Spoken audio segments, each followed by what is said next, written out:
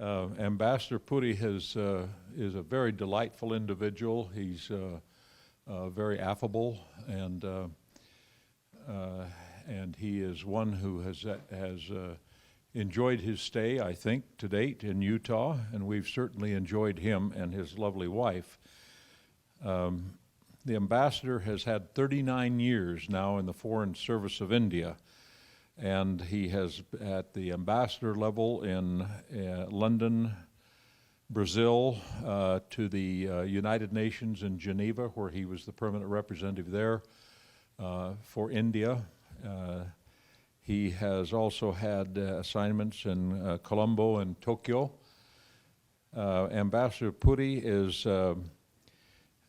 has been involved in different aspects of the diplomatic area. I'm quite surprised at how well-rounded he is, whether it's economics, trade, media, whatever. He's very proficient in many different areas that he has participated in during his 39 years with the foreign ministry.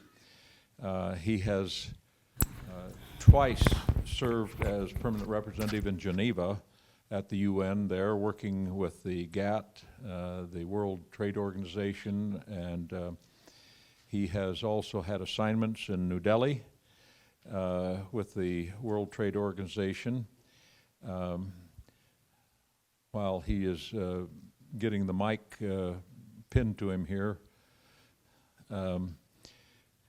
I'll just read part of this on his bio.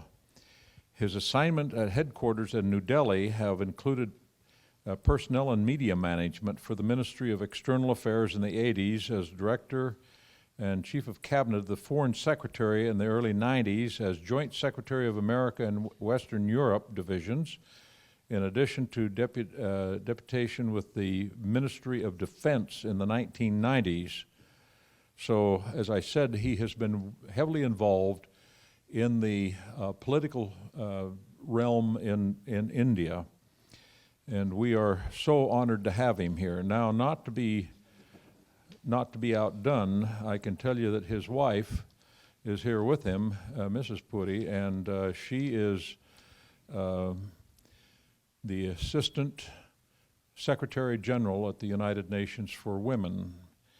And as such, she deals with many different women's issues around the world, both in the government and in the corporate and the private sector with NGOs and everything. She just spoke briefly with the Chamber of Commerce and World Trade Center in Salt Lake and told us of some of her activities in those areas. One thing I say, the greatest compliment that I can pay a man is that he married way above himself. And I got a thumbs up from the ambassador on that one. And I certainly did. And that's been the greatest blessing that ever happened to me. And so I'm delighted to introduce Ambassador Puri. And he is going to speak to us, and I'm sure that he'll speak to us about several different things, but he's going to leave time for Q&A. Now, with the Q&A, I don't like to sound like an ogre, but with a Q&A, what I want is legitimate questions, not lengthy verbose statements, okay? This is his platform, not yours. However, if you need to explain something a little bit more for your question, please do so, but please minimize any statements. I'm sure that the ambassador would appreciate. Please, let's welcome the ambassador here.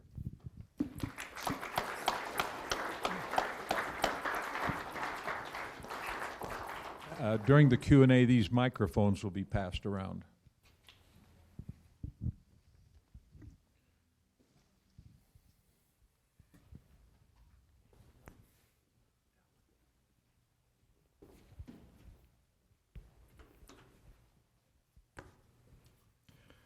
Thank you very much, Rusty. I agree with whatever you said, except for the last one, if I may be permitted to introduce a new nuance. I'm quite happy to share the platform with our young friends today. So if they want to make counter statements or they think that I've been talking nonsense, I would welcome that. Except that in a spirit of robust interactive dialogue, you're going to get it back from me as well. So, and I have all the time. So, thank you very much.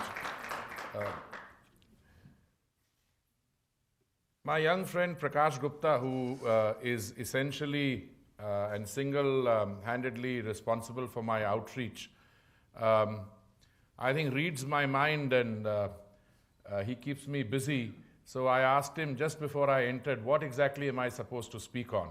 So he anticipated that I would like to speak on the functioning of the Security Council. I would like to talk about the kind of crisis the Security Council is facing today, the impasse in its decision-making, maybe touch on some of the reasons why the Security Council is stalemated, and also talk about my favorite theme, which is the reform of the Security Council. Now, I asked Rusty as to what kind of an audience I have this afternoon, and he said very nice things about all of you. He said they are very intelligent, they are enlightened, they are focused, they deal with Security Council issues, the UN, model UN. But let me start at the beginning. What is the UN? Why did you have to invent the United Nations? The stated objective is because you wanted to ensure that succeeding generations after the Second World War would be safe and that they would not have to suffer the scourge of war. By war, I mean World War. And you needed to create a multilateral structure. And there's an interesting story which I'm still trying to research and which will find its way into my book. The San Francisco Peace Conference was held in San Francisco. It took place over a period of 3 months. Much of the draft of the proposed organization was prepared by the State Department. But then the issue arose, where would you headquarter the United Nations? There was one point of view that San Francisco, where the conference was taking place, should be the headquarters. Someone else said, no, it should be in New York. But that was an afterthought. There were those who wanted it to be in Washington, D.C. And one of the stories I've heard is that somebody who was keen to anchor the United Nations in New York told those who were responsible for decision-making that don't situate it in San Francisco because that is where it would be too close to the enemy or who was perceived as the enemy at that point of time, point one. We don't know whether that's correct or not. Don't situate it in Washington, D.C., because you would have 150 or now 193 ambassadors, people like myself, who will be breathing down your neck every day, and they would come to you and say, hey, listen, I want this for my country, I want that to the country. So situate it somewhere neutral. And then they picked on New York. But the situation, as I understand it, is, and I'm trying to look at the land records there to ensure that I've got the story right, is that the man who presented the 38-story building to the United Nations and also the Secretary General's residence, I think had done great homework and a beautiful business proposition. Since he donated that, he knew all the missions would be around that, and someone on his behalf must have bought off all the land around it, and those values, land values went up many times, and this was earlier an infested area with, some people said it was not normally inhabited, where the UN and its the missions are now situated. But that shows you the pragmatism of the the multilateral system and its functioning. It also shows you, I think, at least that's a lesson I learned, that behind every multilateral move, it is anchored in larger objectives, but there are always some interests which try to manipulate the system and try to derive commercial benefit. So when we talk about international peace and security, and that's what the United Nations is supposed to deal with, that's what the Security Council as a principal organ is primarily mandated to deal with, we have to be very careful because words have meaning and, you can get into trouble if you're not clear as to what you mean. Now, I must tell you, I'm very happy to be here today along with Lakshmi. My first job 40 years ago was on the teaching faculty of one of Delhi University's better colleges. And I can tell you, Rusty, even after those 40 years, I think that's the best job I've had.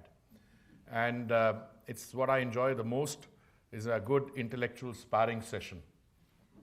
So let me come to the Security Council and what I think are the immediate problems.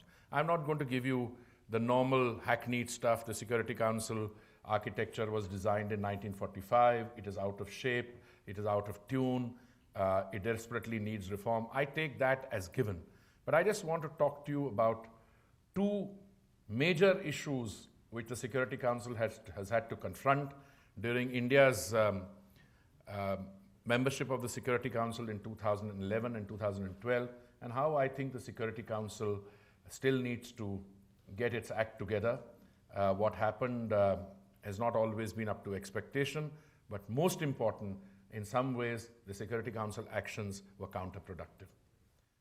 Now, if you look at the Security Council's work on the evolution of the situation in Libya, it really took place within a period of less than 3 weeks.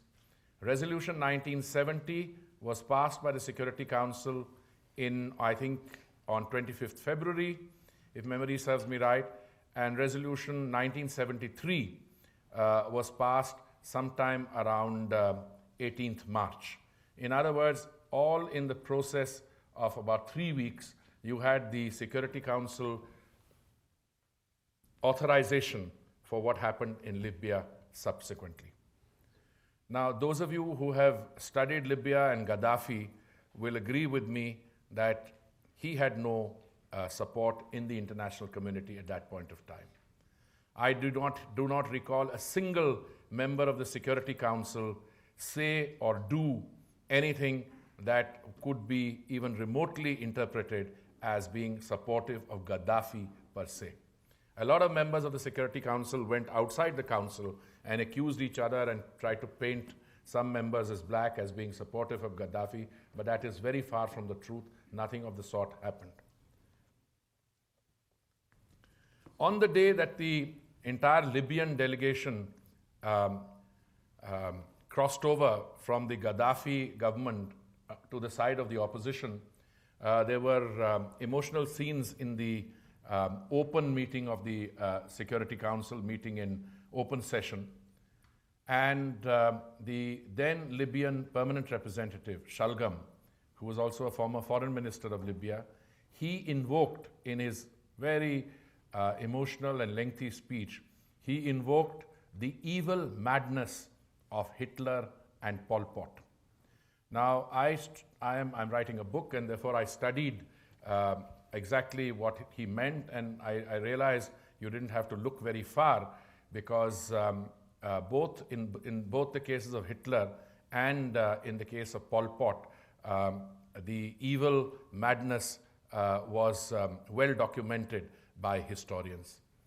In the case of Hitler, clearly it is not just the fact that he allowed his armies to march into Poland and plunder those countries, but more important, I think, Hitler's evil was ingrained and manifested itself when 15 of the senior Nazi leaders met at the Wannsee conference, and they worked out what was then called, quote, the final solution of the Jewish question.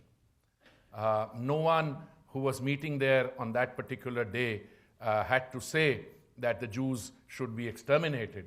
They spoke instead of moving the Jews east, which meant the concentration camps, where they were gassed, and they talked of the final solution in those words. And what you saw happening subsequently as a result of the Wannsee conference and the decisions therein is the Holocaust. And I believe that, and I think Shakespeare captures it very well, the good that men do is oft interred with their bones, the evil lives on. I may have got the quotation not entirely correct, but I think the sense of it I can convey to you. And the evil that Hitler did, we still have to come to terms with that. It was just one of those things which it resulted in genocide. It resulted in ethnic cleansing. The extermination of 6 million people can have no justification. And you know, famous historians who were denying the Holocaust found that they were on the wrong side of the legal question, legal situation, as a British historian discovered when he reached Vienna. In the case of Pol Pot, similarly, he seemed quite okay. But he introduced a form of a primitive agrarian communism, the effect of which was that 3 million people in his country lost their lives. Now, Hitler started his campaigns, military campaigns in Europe, by saying that he needed to look after the human rights of Germans in Poland. In the case of Pol Pot, he appeared very reasonable when he spoke of looking after the economic interests of the downtrodden. But in effect, their actions resulted in pure evil. And I think this invocation of evil, what I call evil incarnate, by the Libyan PR, helped generate a certain atmosphere. Because just a day or two prior to that, if I remember correctly, Gaddafi had made a statement saying that he would hunt out all the members of the opposition in Benghazi, and he would hunt them out as cockroaches and exterminate them.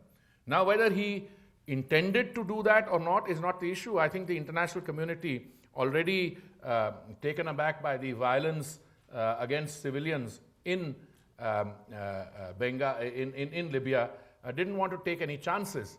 Now, international community has a right to intervene or has a obligation to intervene if there is evidence of 4 mass atrocities under the doctrine of the responsibility to protect.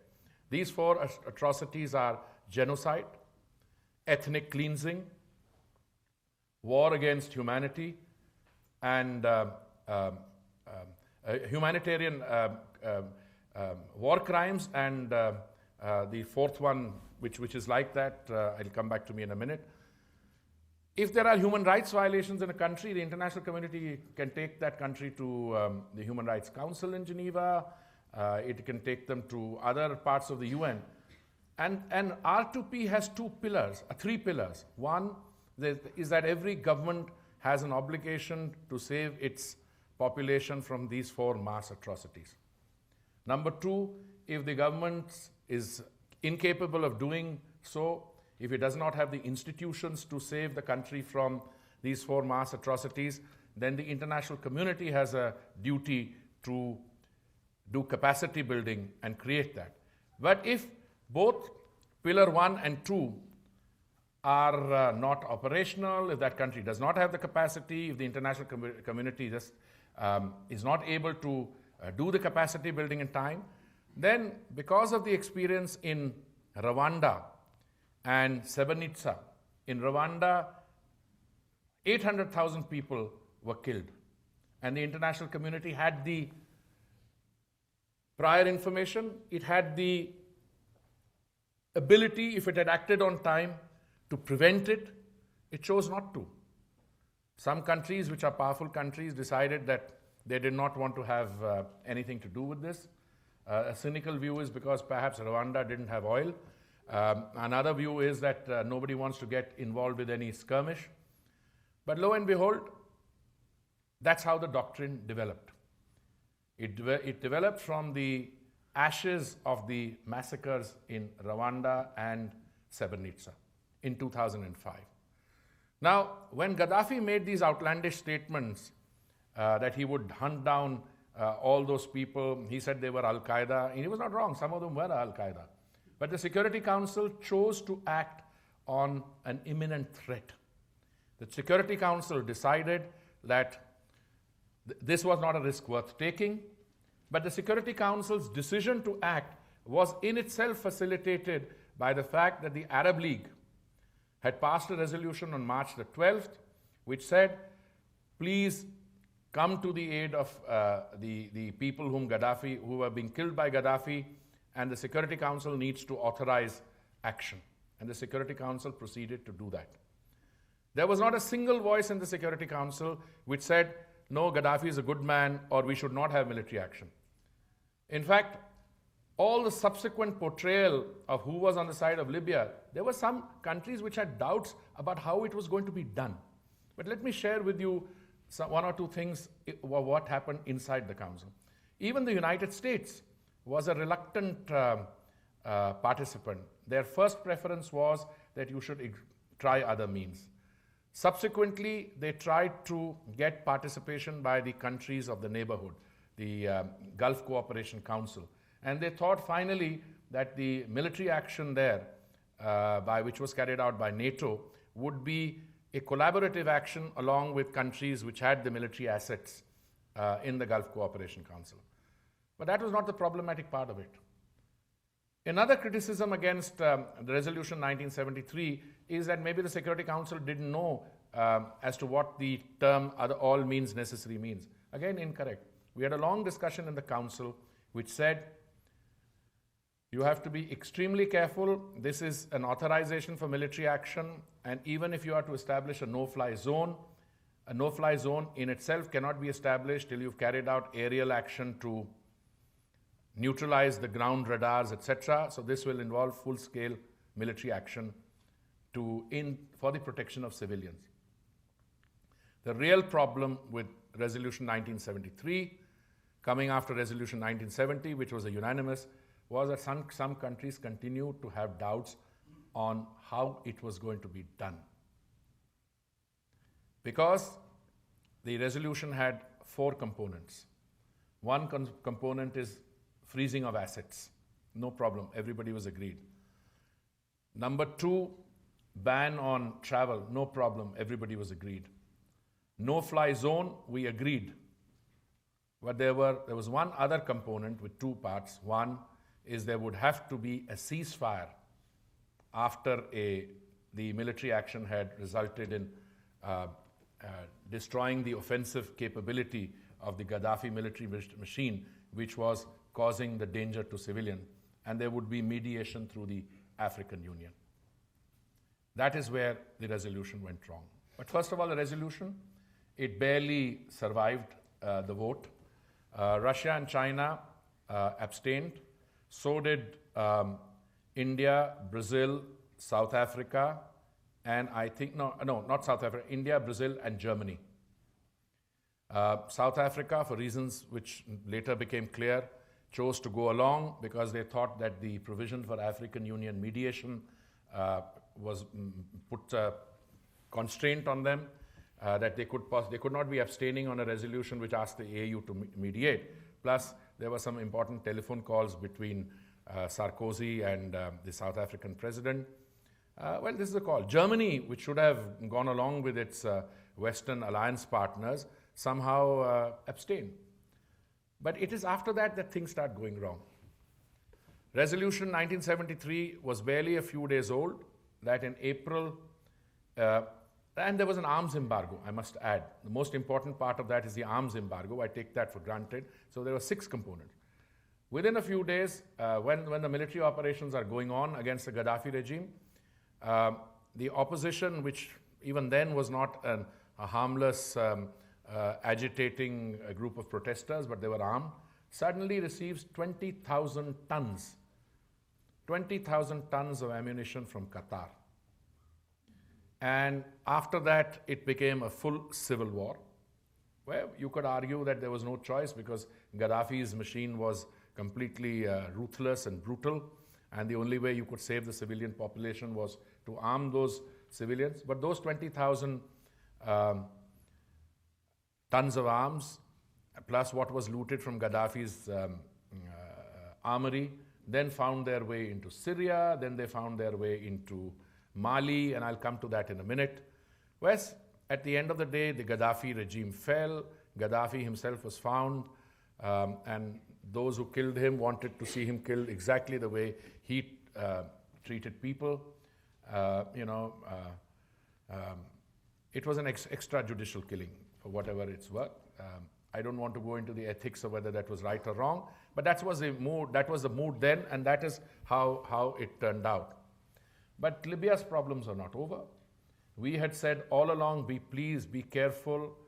Gaddafi himself took over a deeply fractured country divided along tribal lines, that the tribes had now been militarized, that there were militias now roaming around, and there is this very famous case of a rendition where the CIA caught someone in Bangkok, transported him to Gaddafi's machine, intelligence operatives. He was tortured, and he became the head of the one of the militias which was controlling Tripoli. In other words, Gaddafi's going did not solve the problem. And now we are on the, we've already had the first anniversary of the Gaddafi downfall, and democracy in Libya may be on its way. I don't know how far or how long it's going to take, but what has happened is that which is what I meant, the evil that they do lives after them. Meanwhile, we've had the Tuareg rebels who are used as mercenaries by Gaddafi going to Mali and taking over the northern part of the country. There was a coup in Bamako, and that coup was staged by someone who was a young captain trained in America, and then those troops which had been trained by the Americans, along with their equipment, defected to the side of the Islamic jihadists. I now take you to Syria. Clearly, Gaddafi had no support. Shalgam, who had worked for him, decided to call him both evil and mad.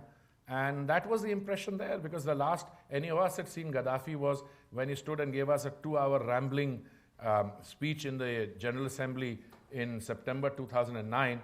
And he had the president of the General Assembly happened to be his former foreign minister, who was sitting there. And then he tore up what looked to me like the charter, but I was one of the hundreds of people in the audience, and he threw it at the thing. So any man who has no respect for the charter, if it is the charter that he tore up, had no sympathy in the UN.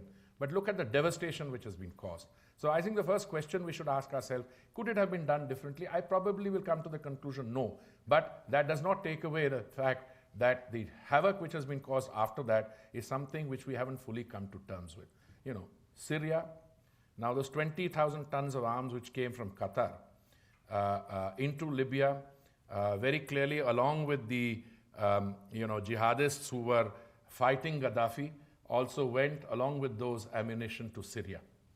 Now, in Syria, you must note that there is a very carefully crafted order. The ruling group are the Shiites, who are called Alawites there. They were no more than 10-12% of the population. The Christians are, again, a small percentage of the population. The majority population consists of Sunnis. But this Alawite grouping, along with the Christians, they had co-opted the Sunnis in business, etc. And for 30-40 years, this managed to go on. But clearly, as part of the Arab Spring, when there is unrest, there is political ferment, this started. Again, the opposition in Syria is no means innocent protesters. These were heavily armed people. And the fact that there is now a stalemate situation with both sides engaging in large-scale destruction and loss of lives, it's another horrible situation. But what happened with the Security Council? The only unanimous pronouncement of the Security Council in terms of what should be done in Syria came during the August Indian presidency of the Security Council, when I was able to steer a presidential statement which, one, called on both sides to walk back from the violence, have an inclusive political dialogue, and work out the contours of a future government. We were able to get this through, this presidential statement, because it was carefully drafted, it was balanced, and it made recommendations to both sides, to Assad and his government and to the opposition. But clearly, the triumphalism that was present amongst my colleagues representing some of the Western countries, Britain and France in particular, that triumphalism said, well, if it can be done in Libya, why not in Syria? And they would have nothing to do. But equally, as they became triumphalist in their approach, the Russians and Chinese dug in. And they said they had made a mistake. They should have vetoed the resolution in Libya. And what followed the Indian presidential statement of August 2011 were 3 double vetoes, one after the other. There was an attempt made to put a very minimalist resolution on the table in the month of October, 2 double vetoes, China and Russia. Another one in February, again, which was nothing but an attempt to put the Kofi Annan plan on the table. No talk of military means, a specific formulation saying this was not under Article 42 or Chapter 7, and yet it got a veto. My point all along was that if you genuinely believe in the United Nations having a role, then you must send a message to Assad saying that the United Nations needs to be respected, and that Kofi Annan, who is the joint special envoy of the United Nations and the Arab League, needs to be given a chance to mediate. So this is the long, sad story about what's happening in Syria. I don't know how Syria is going to play out, but whatever happens, it's going to be catastrophic. It is already catastrophic.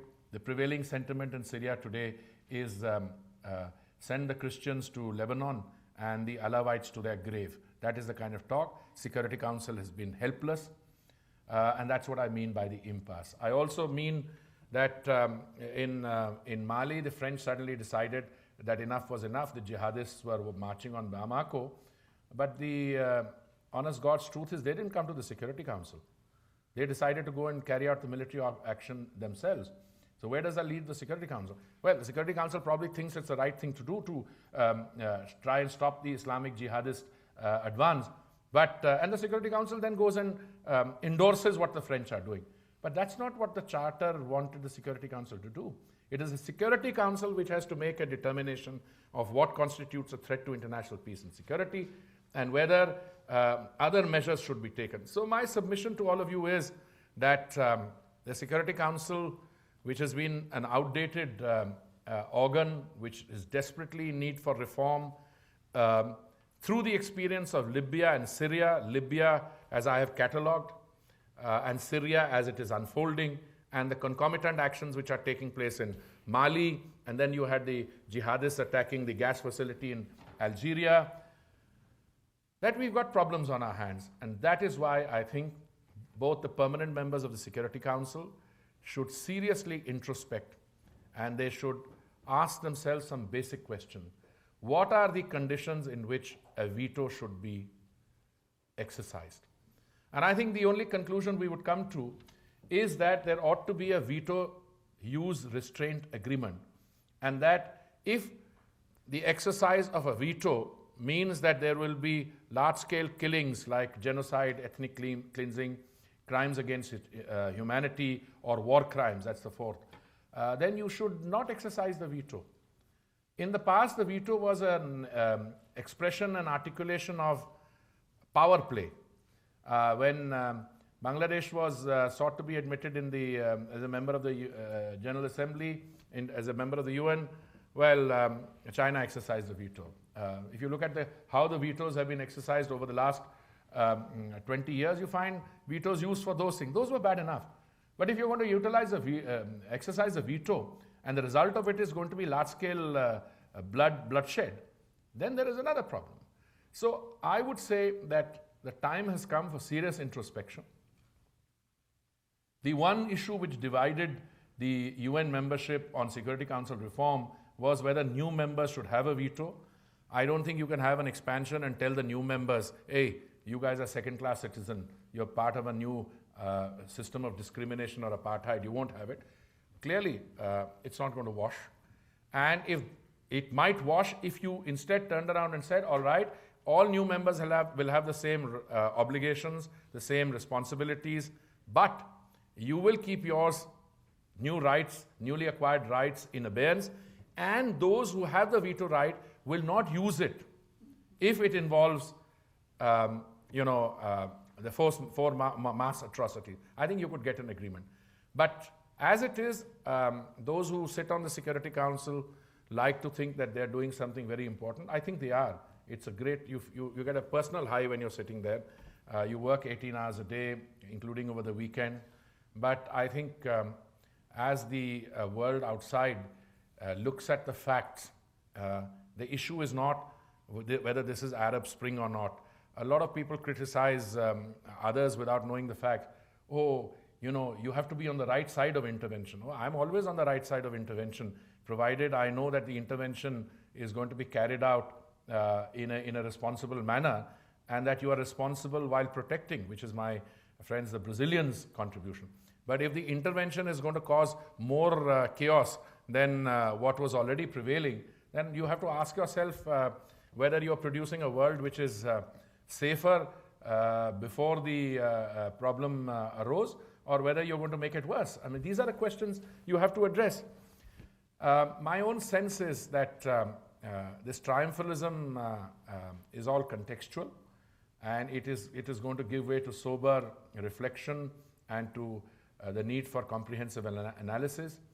What happened in the Arab Spring, if you believe in democracy, then you must be patient. Some of these countries were under the influence of dictators and tyrants for 40 years.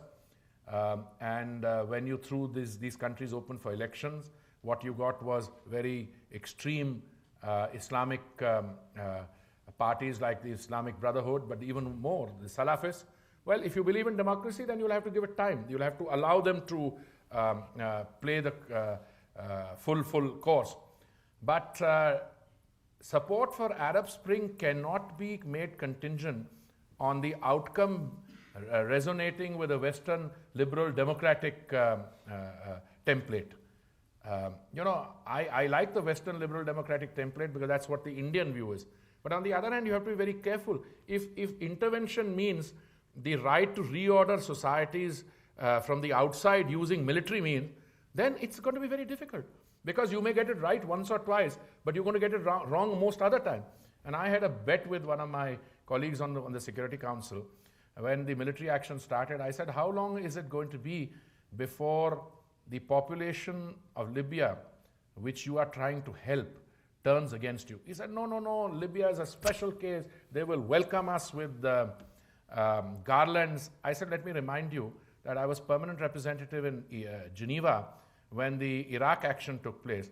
And there was a discussion between my American colleague, a very dear friend of mine, and my Malaysian colleague. And my American friend said, just see as the forces of the coalition of the willing go into Baghdad, they will be welcomed with garlands. And the Malaysian ambassador, very feisty, she turned around and said, the garlands will be made of shoes. And you have to ask yourself this question as to what happened 8 years later. What is happening? The cumulative number of deaths under Saddam Hussein was about 70,000. Now you get 100 killed every week, and it's not going away. But most important, I think we have to be careful unless we get a political solution in Syria, which appears more and more difficult as the time goes by, because I think the only people who had the margin of persuasion to produce that environment for Assad to listen to the Russians, I think have lost that margin of persuasion. If they had allowed the Russians to move earlier, but making Assad's going a precondition deprived us of that margin of persuasion. If the Alawites are so much with their backs against the wall, I keep asking in the Security Council when I was a member, how can you hope to get a solution in Syria? And I'll come to what that solution is, unless you give guarantees to the Alawite community. It's not Assad and his family who has to go. There's an entire community there. They're 12% of the people. Given the kind of acrimony which is developed, Assad may find refuge somewhere. All other Alawites are going to be massacred. And unless you do that, you will not get it. And what is the issue in Syria today? I don't mind being quoted. I know this is being filmed, so I hope whoever listens to this will be very careful. I think Assad's going is no longer an issue. The issue only is whether Assad goes before the political talks or as a result of the talks. And I would expect both sides to be sensible and magnanimous. Start the talks. Assad will have to go because then the new leadership will be elected. But it's better to do that rather than both sides to be on their high horses. So what we witness here again is a major tragedy which is unfolding. It's already a tragedy, but it is going to be an even bigger tragedy because that brings me back to what is at stake here. Between Iran, Iraq, Syria, Lebanon, we have this Shia crescent.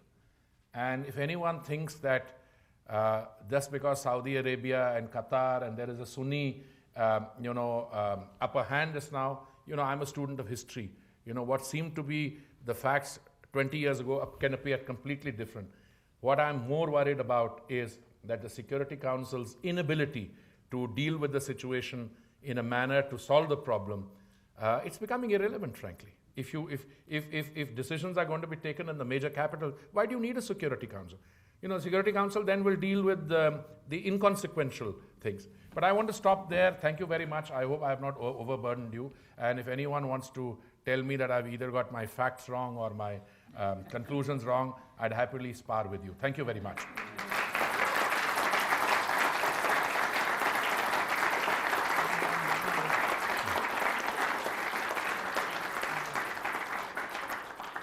If you have questions, just raise your hand so that you can get a microphone to you.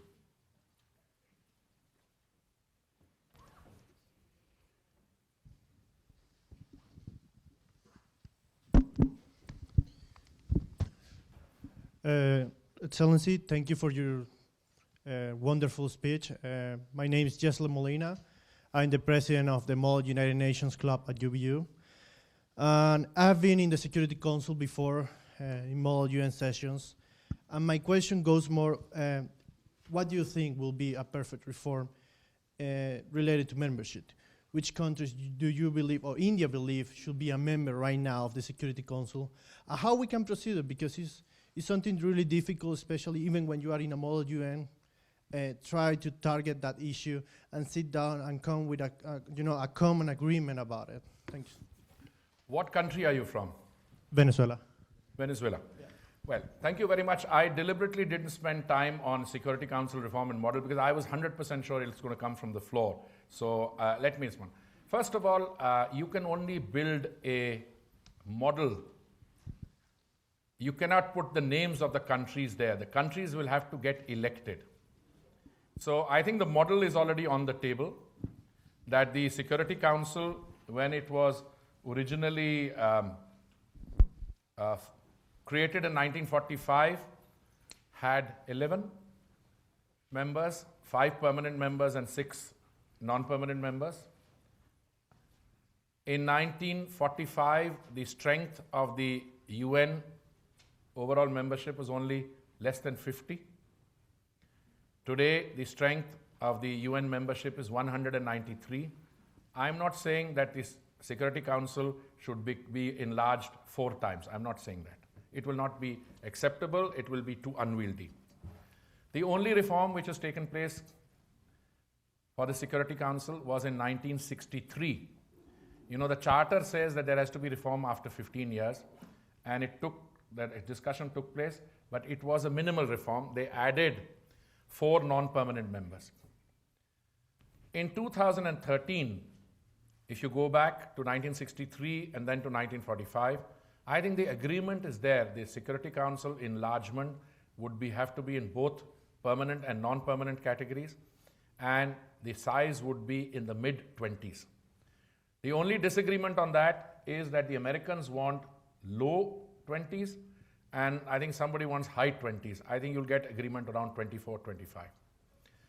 The criteria would have to be charter-based. You can't import any criteria from outside.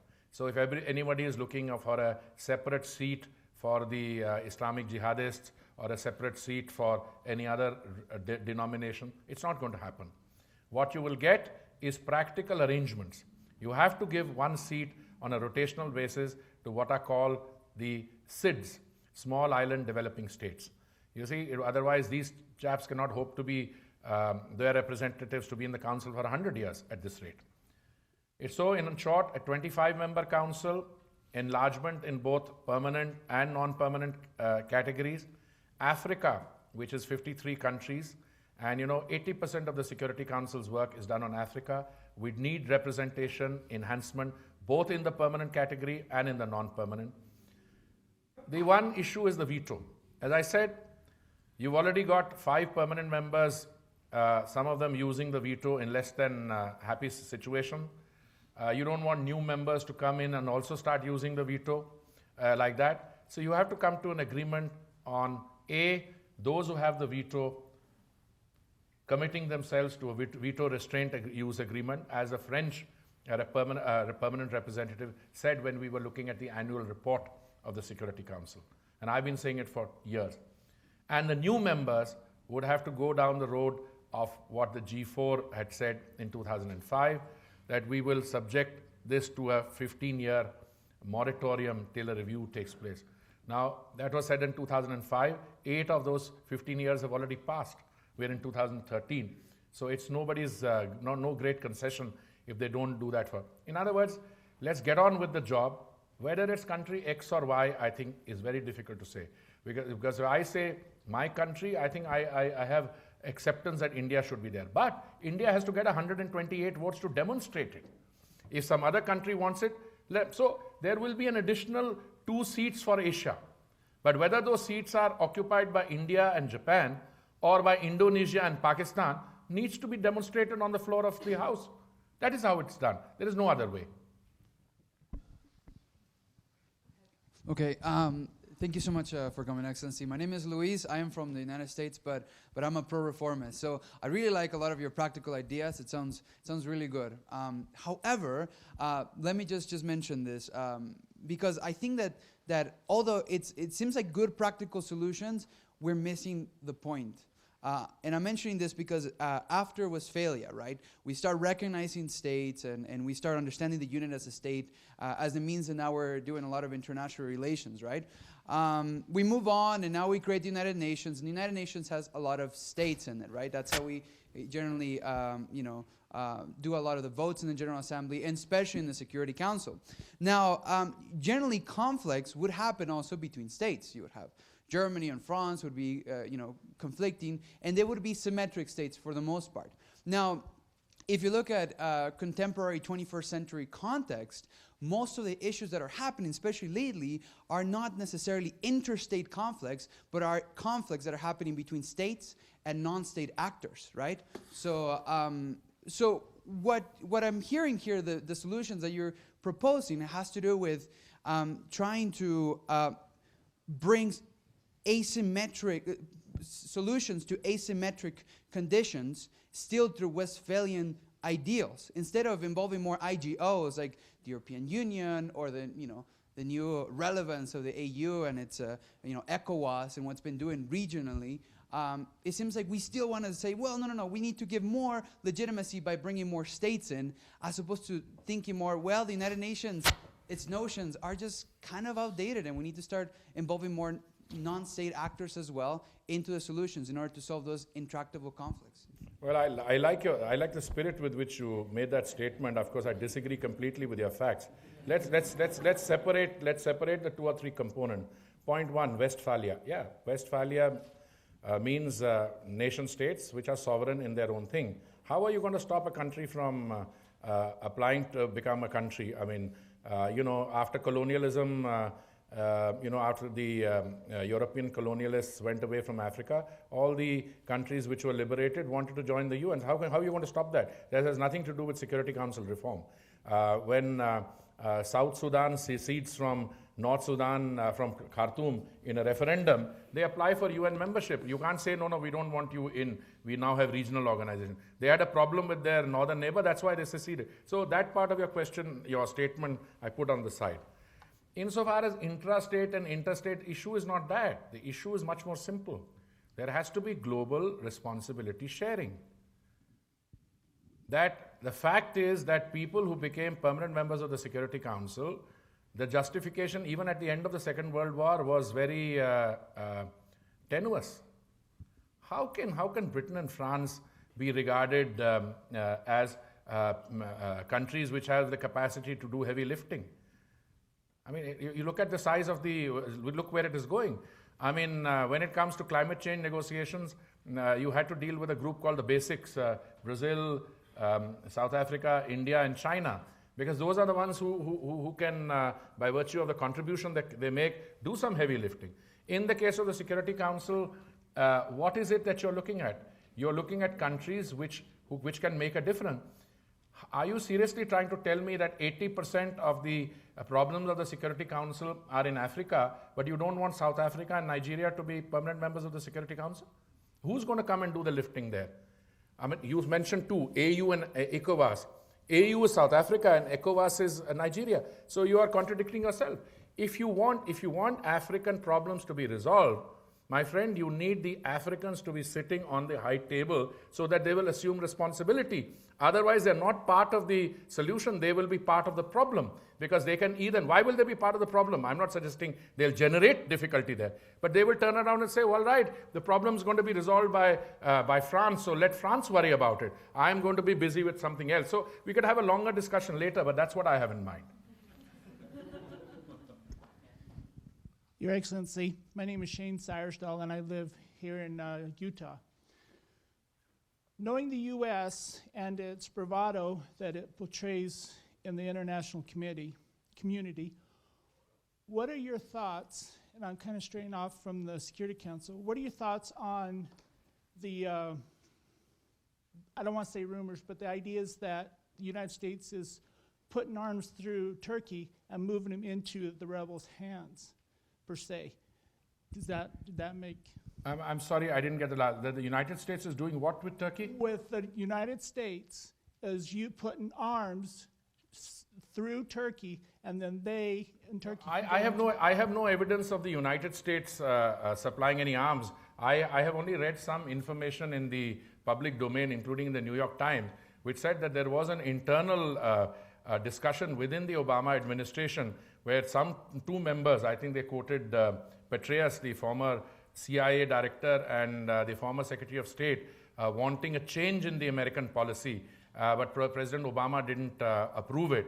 And that I don't think, and that the Obama administration is extremely careful, because if you provide arms, those arms will fall into the hands of those who could threaten the state of Israel and other things. I put that aside, so I don't have any evidence. And I would just say that I think what the Obama administration is saying is correct. But the issue is others are sending arms. That's true. And whether they're sending their arms on their own or whether, I don't think the Qataris and the Saudis need any outside, help. I was a young diplomat in Sri Lanka when we were trying to negotiate peace with the Liberation Tigers of Tamil Eelam, LTT. And I remember my High Commissioner writing to somebody in Delhi and saying, we think that the LTT is being encouraged by XYZ, some other country. And he wrote back saying, the LTT is a sufficient so-and-so, obdurate. They don't need anybody's encouragement. So there are some countries which are supplying arms in any case there. But whether the United States knows about it, possibly, I don't know, but it's not for me to judge. Thank you.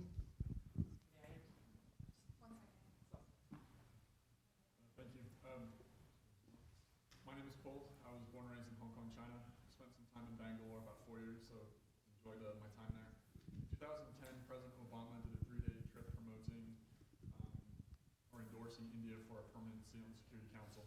And from such endorsements, I was curious as to whether or not India has been more a democratic version or Republican side of politics because of President Obama, since he is a Democrat, and how is that relationship strained or benefited your relationship with Pakistan? Well, wow, there are a lot of things in that very short question, but I like it, Yes, President Obama did go to India in 2010, I think November, where in a session which included Indian parliamentarians from both the upper and the lower house, he said that he would like to see India as a permanent member of the Security Council in the next few years. All I can say is that I hope other members of his administration get inspired by that statement and actually do something to make it happen. That's one. Second thing is that statements by world leaders on endorsing India are in a sense welcome. They are very welcome. But in a sense, they're also a reflection of the momentum of what's happening. Now, Sarkozy is in India, was in India. No, sorry, Hollande. My apologies. President Hollande was in India, is in India till today. And my young colleague tells me that he also made a statement with the Prime Minister of India sitting next to him that France would like to see India as a permanent member of the Security Council. These are known positions. But I say this without fear of being on the record, that permanent membership will not come from the endorsement of others. It will come through a vote in the General Assembly. And somebody has to put a motion to vote there.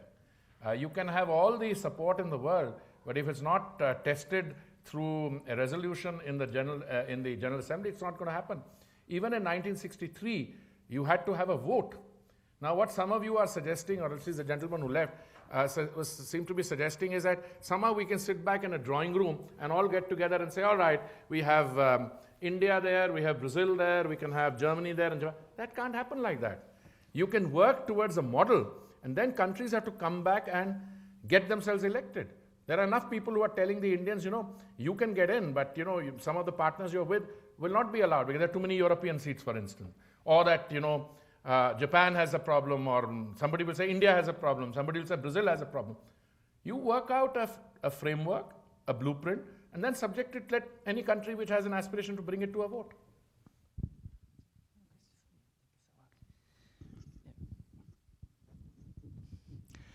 Thank you so much, Mr. Ambassador.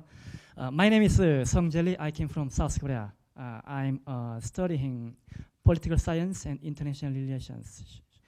I have two questions, kind of, but thank you for giving me a beautiful chance to listen to your saying and your comments. So these days, so what you are telling us about that in Libya and in also Syria and any other northern African continent areas, those a few countries, they must be suffering from a lot of things. That's why.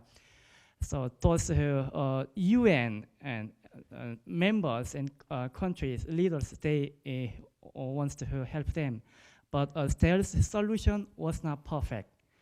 I think that it must be something to do with the economic situations, because if they will, each Libyan and other or Syrian political leaders, if they could expect this, they could take a lot of good benefit from other countries.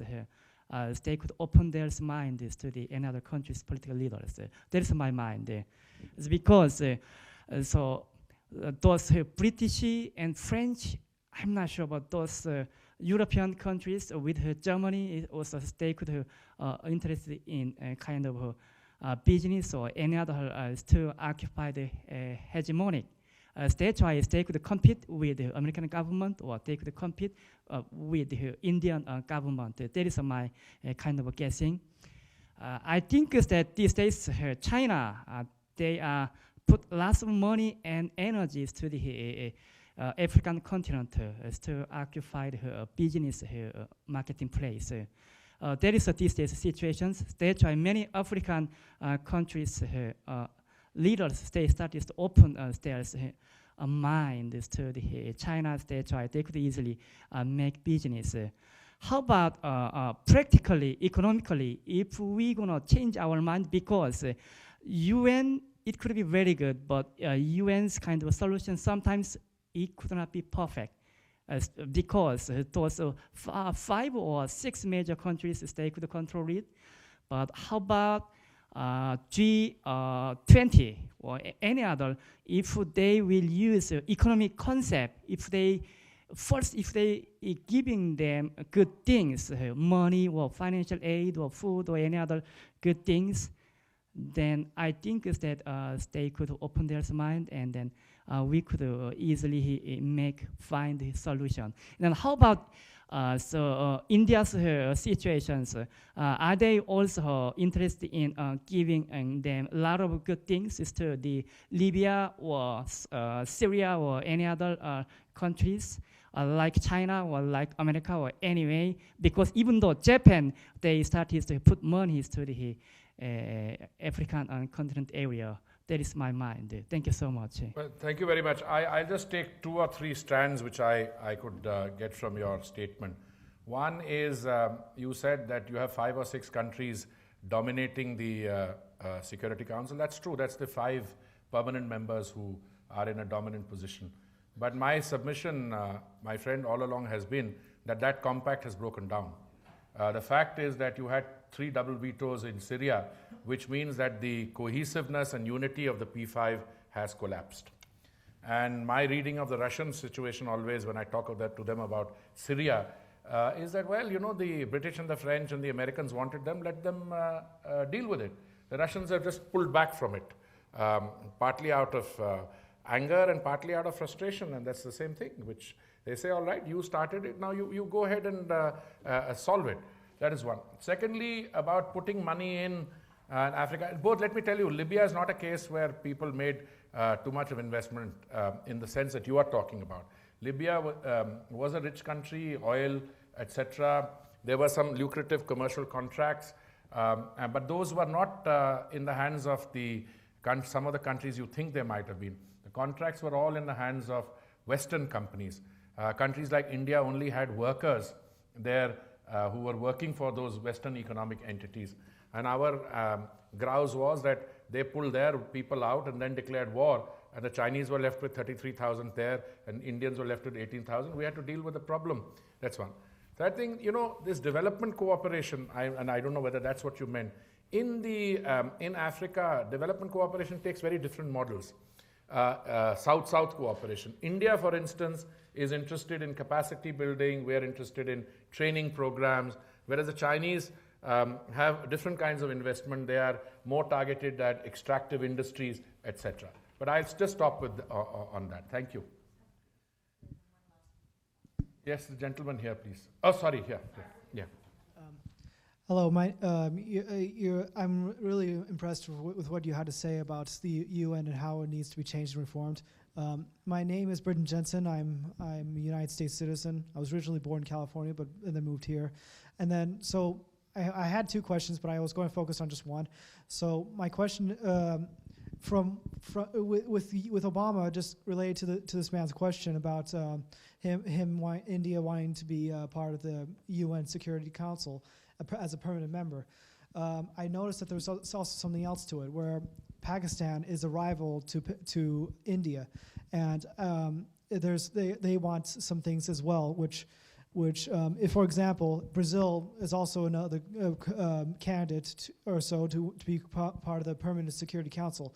However, rivals like Venezuela and Colombia are against the vote because they feel like Brazil might overpower them or something like that.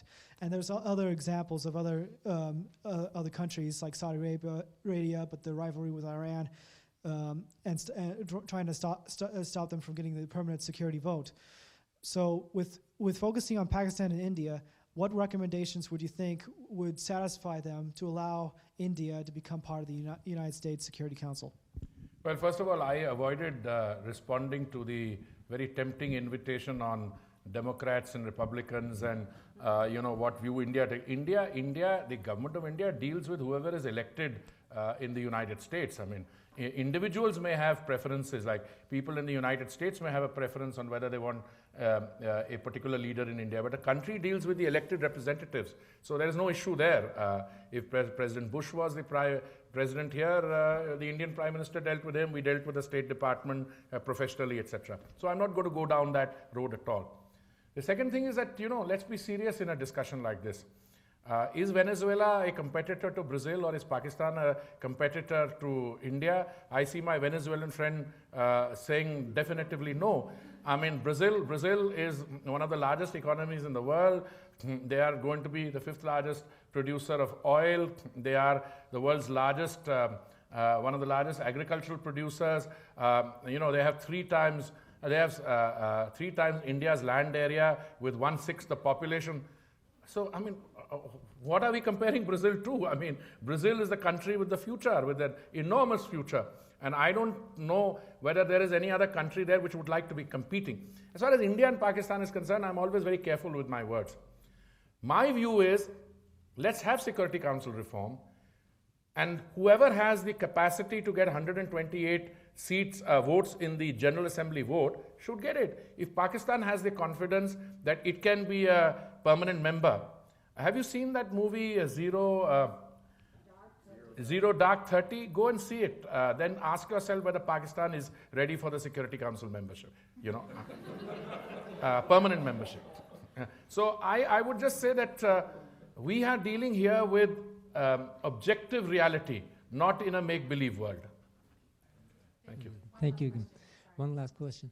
My name is Masood. I'm a faculty member here on campus. And thank you again for your talk. My question is short question. Why don't we totally get rid of the veto power in Security Council? Why don't we throw it away? Yeah. A good idea. A good idea. As I said, either you must exercise the veto with a sense of responsibility or don't have it. Absolutely correct. I would have no problem. But, it's like somebody who's used to sitting on the high table. You tell him, hey, don't go there, come and sit with the students. He's so used to sitting on the high table. Some of them haven't utilized the veto for 50 years now. Britain or France ne kab use kiya tha veto? I can't remember. With that, let's thank the ambassador and thank you.